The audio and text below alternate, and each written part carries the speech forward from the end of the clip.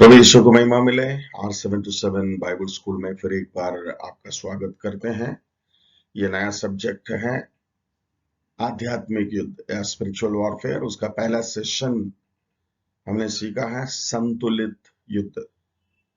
कौन कौन सी चीजों पर ध्यान देना चाहिए, राइट? कौन कौन सी चीजों से सावधान रहना चाहिए, राइट? शैतान को कैसा पहचानना चाहिए, अपने आप को कैसा पहचानना चाहिए, हमारे साथ में कौन है, क्या ताकत है, उसको पहचानना चाहिए और जीत हमारी है।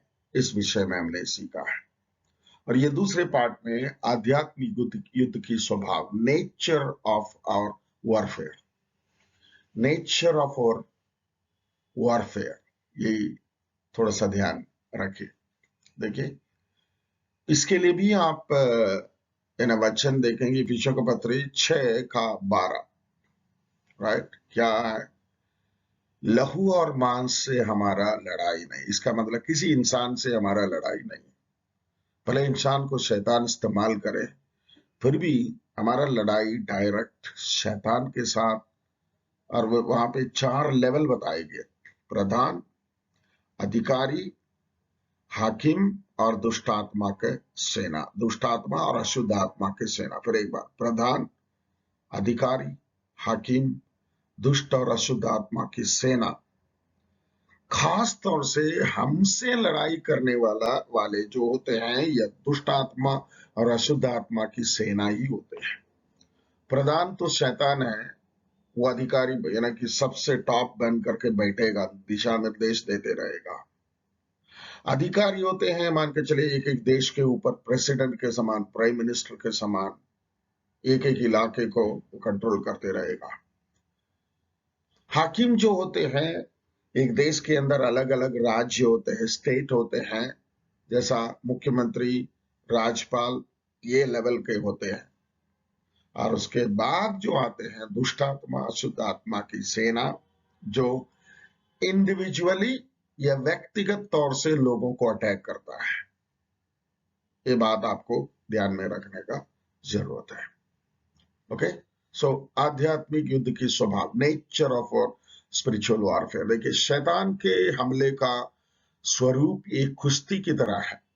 हम संघर्ष करते हैं या हम कुश्ती करते हैं या लड़ते हैं। मतलब कुश्ती में क्या ध्यान रखना चाहिए? नंबर 1, अटैक कहां से आता है, राइट? आप किसी एक क्षेत्र पर ध्यान दे रहे हैं, उतने में आपके नाक पे आ सकता है अटैक, नाक टूट सकता है, तो क्या होगा? या फिर आपके मुंह पे आएगा, दांत टूट सकता है। माथे पर कम आता है लेकिन आ सकता है, बड़ा खतरनाक हो सकता है कुश्ती, राइट? आपने देखा हो कुश्ती का वो जो कंपटीशन में या जो लड़ते हैं, किसी किसी का मुंह फूल जाता है एक एक राउंड के बाद, क्योंकि 2-4 मिला है, कहा मुंह पे और नाक पे, वही एम करते हैं। ठीक है, सो ये समझने का जरूरत है, क्योंकि कुश्ती की लड़ाई है। और उसके बाद सोचना है कि कहां आपको अटैक करना है, कहां अटैक करने से आपका वैरी बलहीन होगा, कमजोर होगा।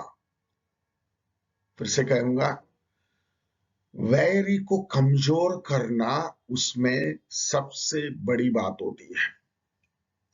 सिर्फ ये क्या बोलना चाहिए, इधर उधर अंधाधुंध मारने से नहीं चलेगा, सही जगह पे लगना चाहिए। जैसा देखे, ये कुश्ती तो नहीं है लेकिन ये उदाहरण बताता हूं। दाऊद देखा, उस आदमी गोलियात इतना ऊंचा, मोटा, तगड़ा, अट्ठा कट्ठा इंसान खड़ा है, उसने देखा कहां उसका वीक पॉइंट है, कहां खुला है। बस अपने गोफन से घुमा घुमा करके एक दिया, माथे पर गया। ये टैक्टिक कहते हैं, स्ट्रैटेजिक फाइट, रणनीति के तहत लड़ना। ये बहुत महत्वपूर्ण। देखिए, कुश्ती की विवेचना आत्मिक प्रकृति को समझने के लिए मदद करता है। ये इसी तरीके से जब विवेचना करते हैं, समझते हैं, तभी हमें मदद मिलता है आत्मिक तौर से भी कैसे हम इस चीज को लड़ाई करके जीत सकते हैं। अन्यथा बड़ा मुश्किल में पड़ जाएंगे। मुश्किल में पड़ जाएंगे मतलब दो चार मिला है तो मुंह फूल जाएगा, चेहरा फूल जाएगा। और फूल जाने की बात नहीं है, अंदर हड्डी हड्डी में लग जाता है। ठीक है। दूसरे, कुश्ती उस समय तक प्रसिद्ध खेल था, मतलब बाइबल के टाइम में जहां पे इफिसुस के कलीसिया के लिए लिखा था, यूनानियों के बीच में कुश्ती बहुत प्रसिद्ध एक खेल था। रोम नगर में भी होता था और अलग अलग सिटी में अलग अलग ऑडिटोरियम में हुआ करता था। तीसरे पॉइंट, कुश्ती आध्यात्मिक युद्ध के स्वभाव को दर्शाता है। ये स्वभाव एक क्या बोले चरम सीमा अगर आप बताएंगे तो क्या है, निर्दयी है। ये आपको कहाँ लगता है, कहाँ दर्द लगता है, कौन सा हड्डी टूटता है, कितना दांत टूटता है, नाक टूटता है या नहीं, वो सब नहीं देखता है। उनका मकसद, आपका वैरी का मकसद है आपका दो चार दांत तोड़ना है, आपका नाक को तोड़ना है, फिर आपका शेप को बिगाड़ना है, प्रभु से आपको अलग करना है, प्रभु के अनुग्रह से आपको अलग रखना है। ये उसका मकसद है। राइट। ये आध्यात्मिक युद्ध के स्वभाव को दर्शाता है। अगर ऐसा तंत्र लेकर आता है, ऐसा रणनीति लेकर के शैतान आपसे लड़ने के लिए या दुष्ट आत्मा आपसे लड़ने के लिए आते हैं, आप भी रणनीति बनना जरूरी है, नहीं तो बैठ जाएंगे कहीं। राइट। चलिए, कुश्ती के स्वभाव देखिए। इसके लिए निरंतर एकाग्रता की आवश्यकता है। एकाग्रता अच्छा शब्द है। राइट। दिमाग सही सोचना चाहिए, आत्मा कहीं सही सोचना चाहिए, सही चीज को ग्रहण करना चाहिए। राइट। और सही शिक्षा को ग्रहण करना चाहिए। आपको मालूम है किसी भी ये इसी प्रकार के फाइट के लिए प्रशिक्षण होता है। प्रशिक्षण बहुत हार्ड होता है। प्रशिक्षण सही नहीं मिला है तभी प्रॉब्लम है। राइट। आधा ज्ञान है ना, थोड़ा बहुत सीखा, काम करने के लिए निकले, फिर वो खतरा है। राइट। लिटिल नॉलेज जो बड़ा डेंजरस खेल खिलाता है। ओके। इसके लिए निरंतर एकाग्रता की आवश्यकता है। वहां पे देखिए 5 पॉइंट दिए गए। हम ऊपर नीचे होते रहते हैं। विरोधी हमले के लिए 24 घंटे 7 दिन तैयार रहता है। ऊपर नीचे, हमारा लाइफ तो अप्स एंड डाउन से भरे हैं, लेकिन शैतान मौका देकर के 24 घंटे वो ताक पर रहता है कहां पे अटैक करना है।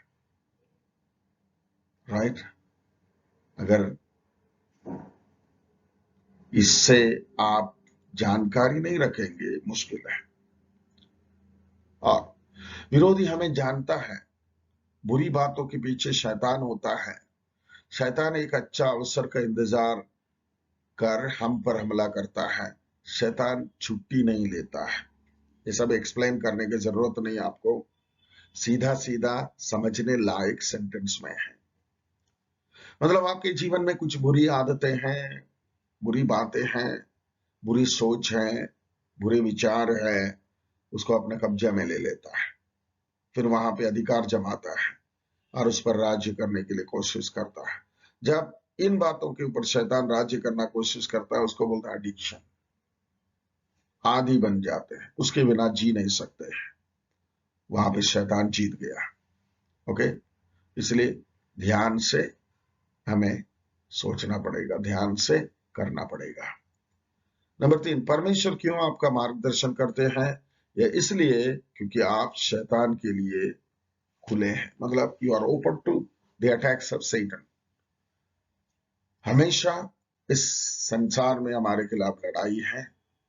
शैतान हमारा विरोध करता है, हमें अटैक करके हमारे लाइफ को बर्बाद करने के लिए सोचते हैं, लेकिन परमेश्वर हमारे पक्ष में है। परमेश्वर हमें मार्गदर्शन देते हैं, दिशा निर्देश देते हैं, समझाते हैं, उसके लिए क्या करना चाहिए? रोमी 8:1 में लिखा, आप जो मसीह यीशु में हैं उन पर दंड की आज्ञा नहीं, क्योंकि वे शरीर के अनुसार नहीं वरन आत्मा के अनुसार चलते हैं। रोमी 8:14, 15, 16 में हम देखते हैं, जो लोग परमेश्वर के आत्मा की चलाए चलते हैं वही परमेश्वर के पुत्र हैं। राइट? सो परमेश्वर को पुत्रों को चाहिए, वो दिशा निर्देश देते हैं, वो चाहते हैं कि मेरे बेटे मेरी बेटियां मेरे दिशा निर्देश के अनुसार चले और शैतान पर जयवंत रहे हमेशा। एक बार होने का नहीं, जयवंत जीना है। ओके, देखिए, कोई भी अलौकिक जानकारी या क्रियाकलाप जो परमेश्वर की तरफ से नहीं है, मना है। ठीक है? क्या मतलब? परमेश्वर आपके लिए जितने जानकारी की जरूरत है सब कुछ दे रहे हैं। कहाँ? परमेश्वर के वचन में। इसलिए परमेश्वर के वचन पढ़ना सीखना जरूरी है। परमेश्वर उन दिनों में बाइबल जो नहीं, जब नहीं था, तब सपना से, राइट, दर्शन से और किसी से बातें करते थे। अभी और किसी से बातें करने पर भी बाइबल के साथ आपको उसको मेल कराना पड़ता है, क्योंकि बाइबल पूरा सच्चाई है, एस्टेब्लिश्ड ट्रूथ है, स्थापित सच्चाई है। इसलिए आज परमेश्वर के वचन से आपसे बातें करते हैं। क्या देखिए, यूहन्ना 10:10, शैतान चुराने के लिए आया मेरे मन और भावना से, और मारने आया मेरा जीवन को, और नष्ट करने आया परमेश्वर और लोगों से मेरा संबंध को नष्ट करने के लिए। मतलब चोर है शैतान, वो चुराने के लिए, मारने के लिए, नष्ट करने के लिए आया। Steal, kill and to destroy, ये शैतान का मकसद है, शैतान की योजना है। ठीक है? ये कुश्ती में आपका वायरी का योजना क्या है? आपको कई सारी चीजों से अवगत नहीं रखना है, आपके कई सारे अच्छी चीजों को चुराना है, आपके जीवन को खत्म करना है, और आपके जीवन के भलाई को, परमेश्वर के संगति को, परमेश्वर के साथ आप है वो विचार को ही नष्ट करना। मतलब अच्छा उद्देश्य कहीं भी किसी भी स्थिति में शैतान के पास नहीं है, ये आपको याद रखना है। हाँ, इसके लिए सावधान रहना जरूरी है, सतर्क रहना जरूरी है। कैसे सावधान रहेंगे? जैसे मैंने पहले भी बात किया था, सावधानी कहां से समझ में आती है? जब जानकारी नहीं है तो फिर सावधानी कैसा नहीं होगा? जानकारी चाहिए। जैसे मैंने बीच बीच में बोला था, शैतान के पास क्या है आपके ऊपर अटैक करने के लिए? वो जानकारी चाहिए। आपके पास क्या है? जानकारी चाहिए। आपके पास आपके साथ कौन है? वो भी जानकारी चाहिए। आप कितने दमदार हैं? वो भी जानकारी। कितना कमजोर है? वो भी जानकारी चाहिए। मतलब एक टोटल अंडरस्टैंडिंग आपको चाहिए। ये सब कहां से आपको मिलता है? परमेश्वर के वचन से मिलता है। आपको जानकारी प्रभु अपने वचन के अनुसार देते हैं। देखिए, चलिए, इसके लिए सावधान रहना जरूरी है या सतर्क रहना। नंबर 1, 2, 3 पॉइंट को देखिए। अगर आप शैतान पर अपनी आंख रखोगे तो यीशु को कैसे देखोगे? कई बार कई लोगों का नजर शैतान के ऊपर है। शैतान अटैक करने के लिए आता है, सावधान रहना है, लेकिन नजर कहां पे होना चाहिए? यीशु मसीह पर। इब्रानियों के पत्र 12वें अध्याय उसका पहला आयत, राइट, इंग्लिश में लिखा, look unto Jesus the author and finisher of your faith.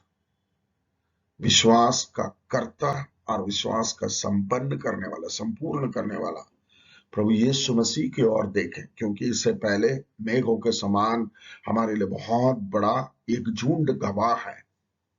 इसलिए यीशु की ओर देखें और शैतान से सावधान रहें।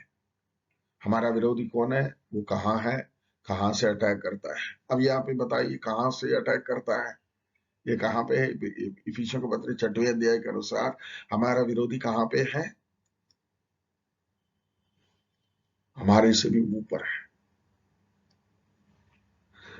उर्दू भाषा में बोलते आसमान की कुवत है वो, मतलब मेघों के ऊपर है ना, कि हमसे एक लेवल ऊपर बैठा हुआ है कि वो देखें हमारे द्वारा क्या क्या होता है, वो सब वॉच करने के लिए है। लेकिन प्रभु यीशु मसीह ने हमें बोला, greater is he who is in you than who that is in the world, he that is in the world. मतलब संसार में जो है उससे भी बढ़कर है हमारे अंदर है। वो ऊपर बैठे हैं या नीचे बैठे हैं और कहीं भी जाकर के बैठे हैं, महान हमारे साथ है। ये बात आपको ध्यान में रखना है। जैसे एक रडार विरोधी का पता लगा लेता है, वैसे ही अगर आप सावधान रहे तो आप विरोधी का पता लगा सकते हैं। रडार रडार कौन कहां पे यूज होता है? युद्ध के टाइम में, राइट। बड़े उसके लिए विशेषज्ञ होते हैं। कैसा समझना है वैसा समझना जरूरी है। हमारा रडार कौन है? पवित्र आत्मा हमें समझ देता है, ठीक है, ताकत देता है, बल देता है। सो समझना, 3 क्षेत्रों में हमें सावधान रहना चाहिए। 3 क्षेत्र। नंबर 1 आपका दिमाग, आपकी सोच और आपकी कल्पना। एक कल्पना, दूसरा कुरिन्थी 10 का 3 से 5 तक अगर आप पढ़ेंगे तो क्या बताता है मालूम है? प्रभु यीशु मसीह के खिलाफ उठता है उसको ढा देना जरूरी है। विचार के लिए भी 3 स्रोत है, परमेश्वर, शैतान और स्वयं। यहां परमेश्वर का विचार सबसे ऊपर होना चाहिए, स्वयं का विचार परमेश्वर के विचार के अधीन में आना चाहिए। ये दोनों मिलकर के शैतान के विचारों को ढा देना चाहिए, गिराना चाहिए, पैरों के नीचे करना चाहिए। एक बार और कहता हूं, परमेश्वर के विचार सबसे ऊपर और आपका और मेरा विचार परमेश्वर के विचार के नीचे, और ये दोनों मिलकर के शैतान के विचारों को ढा देना चाहिए। वो एक बड़ा टावर के समान है, एक बड़ा क्या बोलना चाहिए, बड़ा एक बिल्डिंग के समान है, उसको गिराना चाहिए। ओके। आप क्यों डरते हैं? ये कल्पना के द्वारा डर आता है, मतलब सोचते हैं, अधिक सोचते हैं, या फिर अधिक जानकारी शैतान के बारे में, जो मतलब लोगों के कहानियों के द्वारा आपको जानकारी मिली है, राइट। जैसा खेले समंदर में डरते थे, हाँ हाँ यहाँ पे कई लोग मारे गए, ठीक है, वो दुष्ट आत्मा यहाँ पे घूमते फिरते रहता है। जो भी जानकारी आप रखते हैं शैतान के बारे में, बाइबल के अनुसार जानकारी रखें, कहानियों का, हॉरर मूवी का, नहीं तो इसने बोला उसने बोला यहाँ पे ये अनुभव है, वो सब हमारा नहीं है, ये याद रखें, ठीक है। आप क्यों डरते हैं? बाइबल के अनुसार आपका विचार नहीं है, बाइबल के अनुसार कल्पना नहीं करते हैं, बाइबल के अनुसार शैतान के बारे में आपको जानकारी नहीं है, इसलिए डरते नहीं, डरते हैं। अगर बाइबल के अनुसार है तो आपको डरने की जरूरत नहीं आता है। नंबर 2, आपका दिल, आपकी प्रवृत्ति, इफिसी 4 का 27, और आपका मनोभाव, पहला पत्रस 5 की 8। ये इफिसी 4 के 27 और पहला पत्रस 5 के 8, ये दोनों वचन हम लोग थोड़ा सा पढ़ेंगे, राइट। सो आप थोड़ा सा सब्र रखिए, मैं बाइबल खोलता हूं।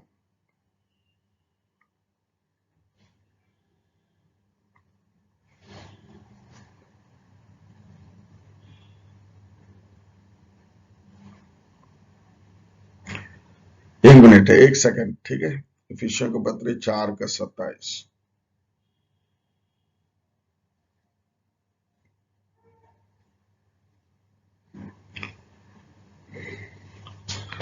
देखिए यहाँ पे लिखा है, और इब्लिस को मौका ना दो, या शैतान को मौका ना दो, राइट।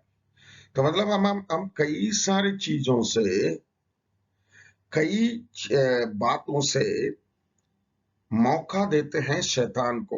और पहला पत्रस 5 का 8 को भी देखिए, यहां देखिए, ये लिखा है, तुम होशियार और बेदार रहो, तुम्हारा मुखालिफ इब्लिस गरजने वाला शेर ए बब्बर की तरह ढूंढता फिरता है कि किसको फाड़ खाए। फाड़ खाने के लिए वो घूमते फिरता है गरजने वाले शेर के मानिंद, जिसे आपको डरना नहीं चाहिए। डरेंगे तो फिर आपका दिल और कुछ कहेगा, आपका प्रवृत्ति और कुछ बन जाएगा, आपके मनोभाव और कुछ बन जाएगा, डरपोक बन जाएंगे। डरपोक बन करके आत्मिक युद्ध नहीं लड़ सकते हैं, हार जाएंगे। ठीक है। शैतान को जगह मत दो, कोई भी अवसर मत दो। राइट, मतलब आपके क्रोध के द्वारा, ईर्ष्या के द्वारा, अभिमान के द्वारा, डींग मार के द्वारा, या फिर क्षमा रहित स्थिति में शैतान को अवसर नहीं देना चाहिए। देखिए, यही कारण है कि बाइबल कहती है अपना दिल संभालो। नीति वचन 4:23। राइट, नीति वचन 4:23 मैं आपके लिए उसको भी पढ़ना चाहूंगा।